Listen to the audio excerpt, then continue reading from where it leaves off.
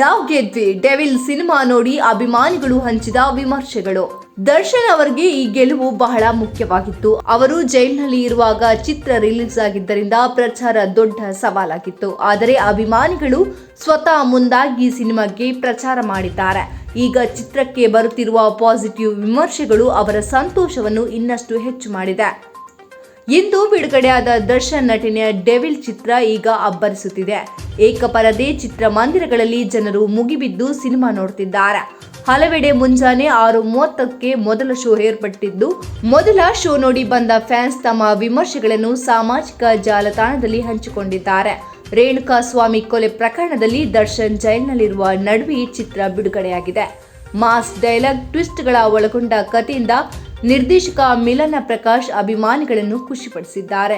ನಾವು ಗೆದ್ವಿ ಎಂಬ ಹ್ಯಾಶ್ಟ್ಯಾಗ್ನೊಂದಿಗೆ ಫ್ಯಾನ್ಸ್ ಸಂಭ್ರಮ ಪಡುತ್ತಿದ್ದಾರೆ. ಇಂದಿಯೂ ಸಾರಥಿ ಸಿನಿಮಾ ದರ್ಶನ್ ಇಲ್ಲದೆ ಬಿಡುಗಡೆಯಾಗಿದ್ದ ಘಟನೆ ಮರುಕಳಿಸಿದೆ.